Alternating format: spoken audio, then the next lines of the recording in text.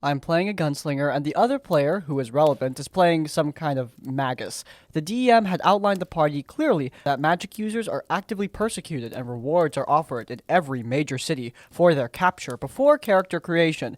The other player has not yet told the group about his magical abilities by session 8 or 9. His character does cast Abundant Ammunition on me during combat, a spell with verbal, somatic, and material components. I asked the DM if I can roll to perceive him casting. I did, and I rolled higher than his check to hide it. Now, my intention was not to turn him in right away, or at all, honestly, but my character, so much as knowing that he was a magic user, not even revealing it to his character, caused the other player to completely nuke the character instead. He immediately began casting spells towards me, causing the rest of the group to subdue him. Once he was subdued, he said something to the effects of, "Well, I guess you ruined this character," and immediately began creating a new one that had personal difficulties with my character for some reason. We did follow the plot thread to his old character's execution and got the reward for turning him in. This happened some years ago. I didn't feel like I had done something wrong at the time, and I still don't, but I apologize because of how upset it made him. I still play TTRPGs with the other players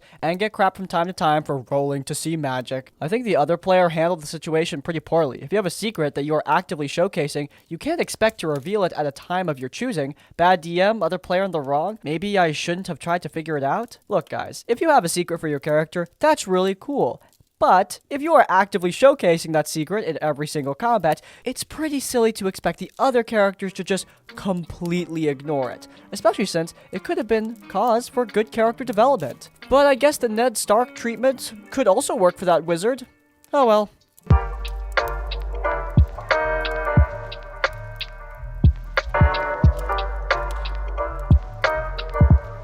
I once ran a Lost Mines of Phandelver game with a group of 4. Cleric, monk, paladin, and a wizard. We get through the module with little problem. Aside from some minor issues with paladin, such as trying to force farmers to buy swords, he picked off bodies, trying to turn the villagers into a standing army, insulting the cleric, and others who wouldn't convert to his god. Regardless, it was an overall enjoyable experience. They raided a tomb, fought some goblins, and eventually made it to the end of the module where a magical forge and anvil reside inside of an old mine. I hinted, well, practically told them, through a well-placed plaque, that the anvil had just enough residual magic to either permanently enhance a normal weapon or piece of armor, or it could restore the magic in an item that has lost all charges or was destroyed, but it could only do this once. Now, earlier in the adventure, they found the tomb of a dragon-slaying warrior who was buried with the shards of his legendary sword that was destroyed. I tell them the sword was destroyed long ago, but the anvil can restore it to its former glory if a magic weapon is sacrificed in the process. You'd think the paladin, who had picked up a +1 longsword along the way, would jump at the opportunity to trade it for the dragon-slaying sword. The rest of the party thought so as well, even vocally suggesting to the paladin to do so. But they refused, citing a fear that I was going to pull a gotcha moment and screw him over no matter how much I tried to assure them. They were like this a lot. They very much had a player versus DM mentality, and it showed heavily. Well, what does the rest of the party do? The monk, with the only other magic weapon on him, whose only function aside from smacking things was to make bird calls, threw his staff in with the shards, and to no one's surprise but the paladin, it turned into a dragon-slaying spear. Cue gasps and awes from the rest of the party. We end the session there. Afterwards, the chat is filled with excitement as the players are going over what to do next and plans for the campaign. Paladin is quiet in chat. They're probably upset about the whole forge thing. Understandable, I think to myself. I'll send them a message in the morning to discuss alternatives and plans for the character in the next arc of the campaign. Wake up the next morning to find that the paladin had posted a Word doc, 6 pages long, entitled, "Why I'm Leaving the Group." 6 pages long, single-spaced. In it contained the ramblings of someone who clearly could not take things not going their way. Some choice critiques on my DMing, including things like railroading the players too much, but also not following the module as written. They also complained that the NPCs in the village should be obeying his every command, citing the fact that not only did they help the village with their bandit problem, but they should be terrified of the party because I can cut them down with the swing of my sword. They also ranted about how unfair it was that the monk got a super cool weapon, even though it was clearly meant for me to have it. It wasn't. Anyway, they cited that as the final straw for them. Guys, I lost it. My emotions were somewhere between surprised and pissed off. Not only did they admit to using meta-knowledge by reading the adventure, but the entitlement just oozed out of every sentence that was written. In my opinion, these issues could have been resolved with proper communication, but not once during the adventure did they communicate with me their expectations or grievances. Eventually, I cooled off. I messaged the player something along the lines of, "Sorry, didn't enjoy the game. I feel if you would have communicated with me your issues, we could have had a discussion on how to improve the game. I will save your essay to remind myself what happens when players do not communicate effectively and maturely. Best of luck with your future endeavors." I then proceeded to kick him from the chat and block them. Luckily, I haven't heard from them since. I still glance over the essay every few months. Have to get a quick laugh and have to remind myself to be wary of certain types of players.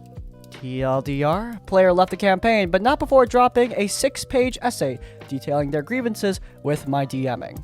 Obviously, there's nothing wrong with criticizing your DM. However, there are good ways to do it, and there are bad ways to do it. First and foremost, what is the point of criticism? The point of criticism is to show someone how to be better, show them what they're doing wrong, and show them how to improve. That is the purpose of criticism. The problem with this essay is that it is an essay, single-spaced, and I'm assuming very difficult to read. What is the point of criticism if it's going to be delivered in such a ridiculously inconvenient way? Just have a discussion. Writing it down is fine. However, it doesn't allow for a discussion to be had, for both sides to talk about their grievances, and for both sides to find resolution. This is a one-sided, rambly rant. You can be honest as well as kind. Clearly something that this player has a problem with. Though, that being said, the criticism the player is levying against the DM, well, it's just not great in general, which is another aspect of criticism. Sometimes the criticism just sucks. Our cast consists of me, D&D veteran and usually forever DM, Bob, DM, writer, and also a longtime D&D veteran, and is also usually a forever DM, Matt, new player, plays the lovable idiot barbarian, husband to the problem player, Kylie, the problem player, edgelord who uses roleplay to justify always getting her way and threatens to quit repeatedly, Meg, vengeance paladin who tries to rein things in and make it so much worse, Harry, dwarf cleric, gruff out of 10, dating the druid. Vic, our druid flower child, really just wants to be friends with everyone. And 2 relatively unimportant ranger players who just came and went. Years ago, a bunch of work friends decided to play D&D. Myself and Bob were old hat at it, whereas the rest of them had never played, but were really interested. Bob volunteered to DM and poured his heart and soul into world building, giving us each countries to pick from, a detailed backstory, you name it. It's everything I wished for my first ever campaign I had for myself. Myself, Matt, Ranger 1, and Harry all came together, and the first story was a race to prevent a murder, complete with a sabotage airship, a pact with the devil, the Ranger living up to every bard stereotype ever as the face character, and we were having an absolute blast. I ended up retiring my monk for a battle master fighter to play a general who was more involved with the plot as we moved into our second arc. Matt asked if he could invite his wife. She gets pretty into character creation and makes a half-elf rogue with a sordid past. Every time anyone tries to be friendly to her, she ignores them or brushes them off since we wouldn't understand what she's been through. She also spends most of the session on her phone.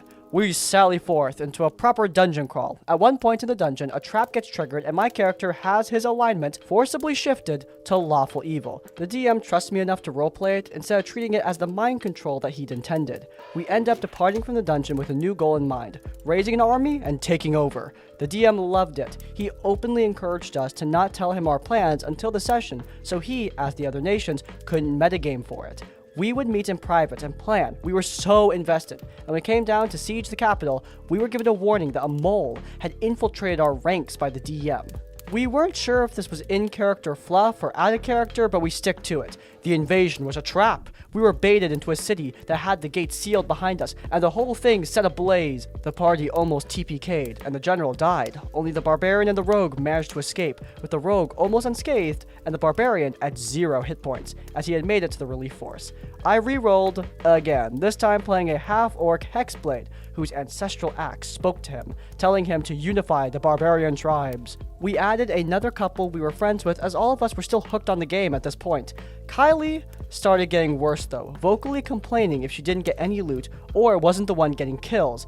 Bless Meg the Paladin, she did a wonderful job of propping her up, always buffing her so she could do better, but in character the half-elf was still cold, distant, even to the barbarian she'd been traveling with for years, in-game and out-of-game. She was always dismissive. In the third arc, we find the tomb of an ancient goddess of destruction, resolute to prevent her artifacts from being used lest they go unchecked, even if it would turn the tides of war. Meg and Kylie started to butt heads here more and more. Meg wanted to be her friend, but problem player Kylie wasn't having it. Meg tried to encourage them to hang out outside of the table, and Kylie just eventually stopped talking to everyone outside of Dungeons & Dragons. Matt convinced us that she was just going through a lot with school. Well, going through a lot with school doesn't really excuse her abandoning us during the final boss of the tomb to stealth away, find an enchanted dagger with power word kill, bind to it, and use it on the paladin and threaten the rest of us with it before fleeing for backstory reasons. At this point, only the DM had seen her backstory, and he just kept enabling it. Meg and her partner quit.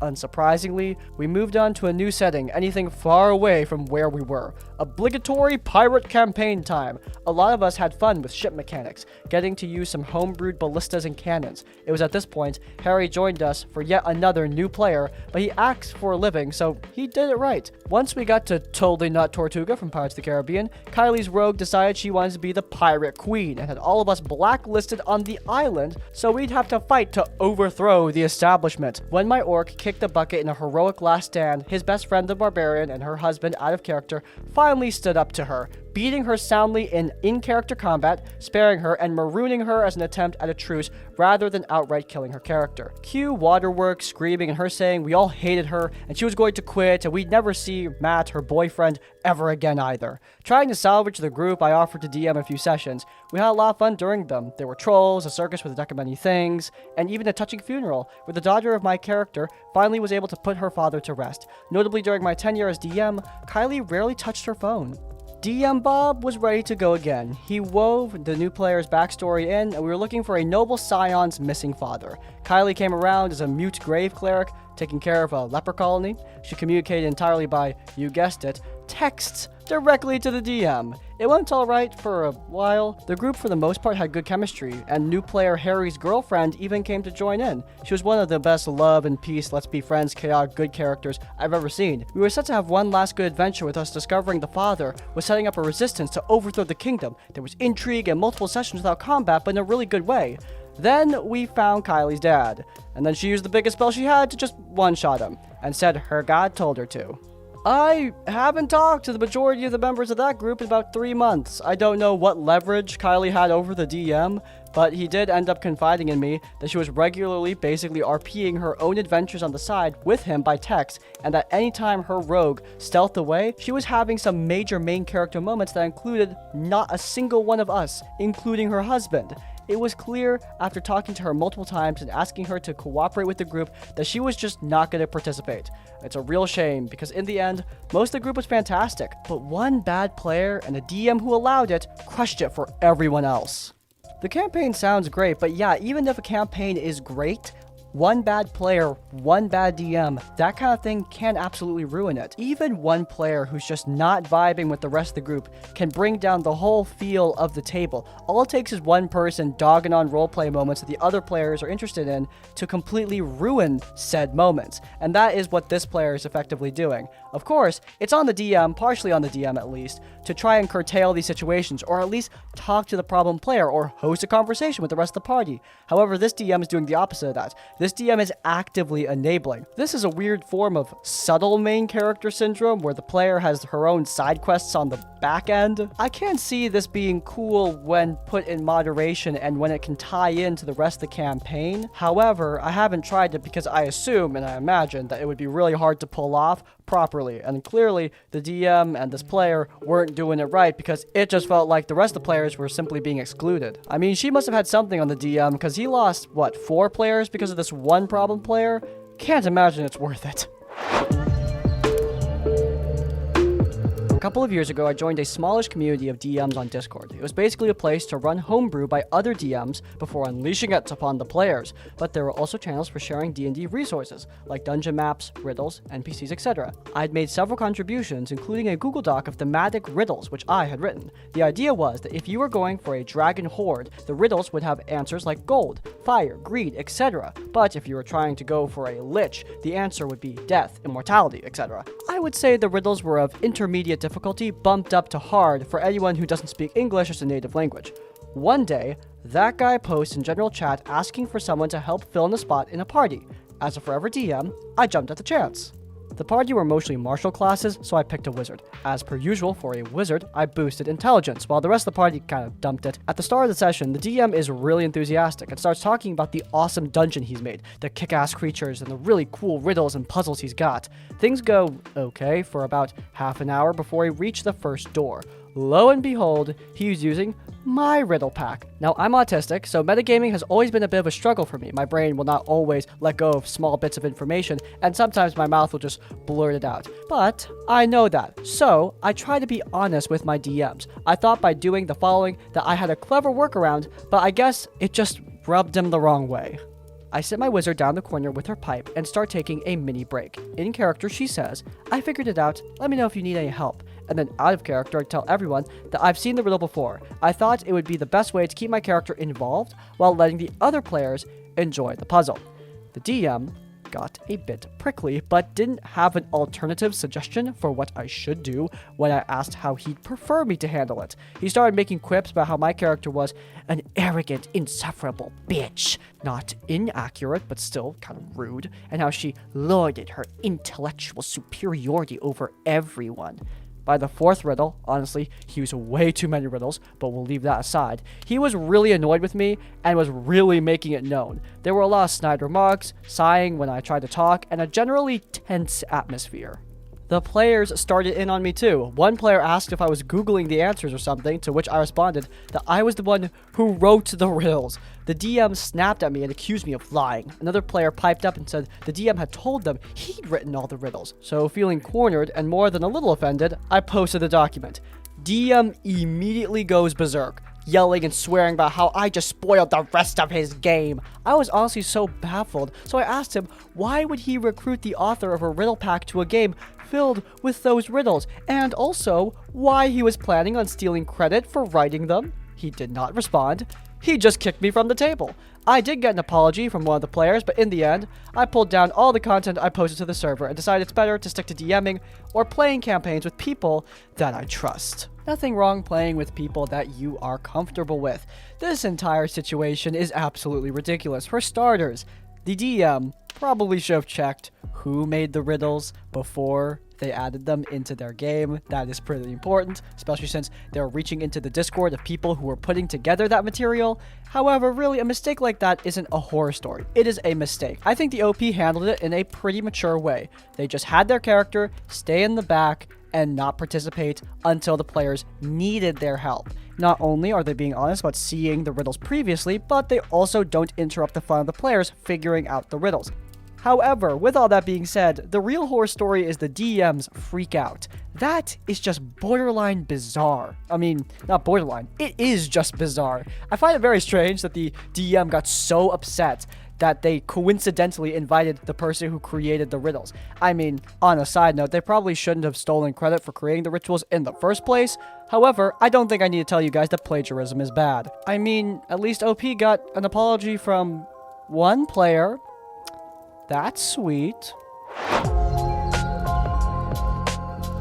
First, and hopefully last post here, I joined a Nordic-themed D&D session thrown by a longtime friend of mine. It was his first time DMing, and he was super excited about it. I was playing with 3 other players, 2 of them old friends I hadn't seen much for the last 2 years because of the pandemic. The third one we'll call Jesse, because that's his name. Jesse used to be my supervisor, and I had an immediate dislike for him nearly the first time I met him. He would constantly do little power plays, and because I didn't have much confidence and needed the job, I'd go with it because be the bigger man, right?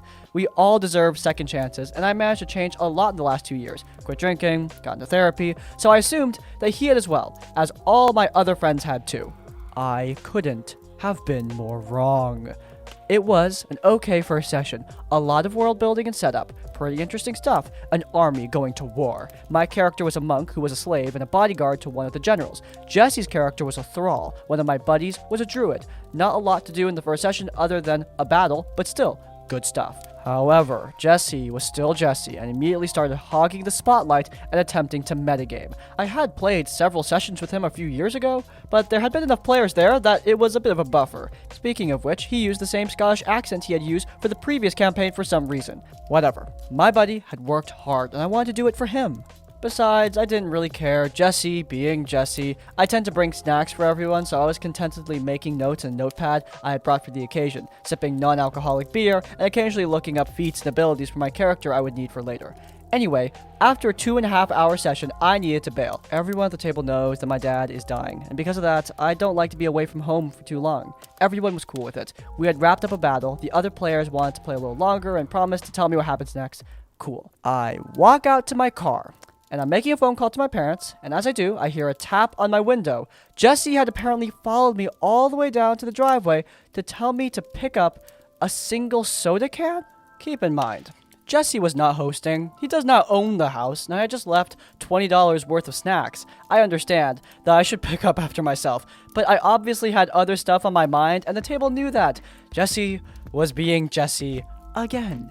I don't want to deal with this BS power play any longer than I have to, so I pick up the soda can and a few empty beer bottles my friends had while I'm standing, I guess, and that's awesome. Jesse doesn't say a word and just keeps on playing.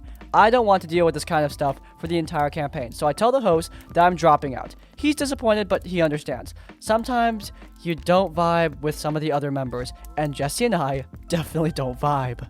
I debate not telling the DM, as I don't want him to get mad at anyone, but ultimately, I decide to tell him the truth because I don't want him to think it's because he's a bad DM or because I didn't like the story, because I did. And that's a story of how I got followed down a driveway just to pick up a soda can. That really sucks. Obviously, house manners are important, but at the end of the day, guys, it's a menial thing. And obviously, OP is going through a tough time, and it's really important to be understanding. We are playing this nerdy fantasy game, but it's important to remember that we are playing with other people. This is a social game as well. You are playing with other human beings with human being stuff that they need to handle, and clearly, our protagonist has some weight on their shoulders, and it's important that the group are understanding of that, and for the most part, they were. Until Jesse. Jesse is just one of my least favorite types of people. The type of person who always needs to establish and assert, yes, I am in control all the time. Is it the worst thing we've ever read about? No, of course not. However, even stuff like this, especially stuff like this, can absolutely brew bad blood, and it's important to recognize and talk about these issues, though I highly doubt Jesse is the type of person who would want to talk about these problems. It's a shame that OP felt the need to leave the game. That always sucks to read about. I like seeing the happy endings where they continue playing, the problem player gone for good, but realistically, this is just gonna happen sometimes, and yeah, that's the reality of a lot of situations. Alright, and that's going to be today's episode of RPG Horror Stories. If you guys enjoyed it, then please do leave a like. If you want to see more of my content, then you can check out Tabletop Tavern Tips, my series where I give advice to both DMs and players, old and new. And while you're there in the cards, subscribe to Crispy's Tavern to get more of our content as it comes out. And finally, if you want to leave your own stories or thoughts, go down to the comments down below. If you can't think of a comment, leave the comment. Can you stop betraying us to let me know you made it to the end of the video? Listen, like, comment, subscribe. I'll see you all next time.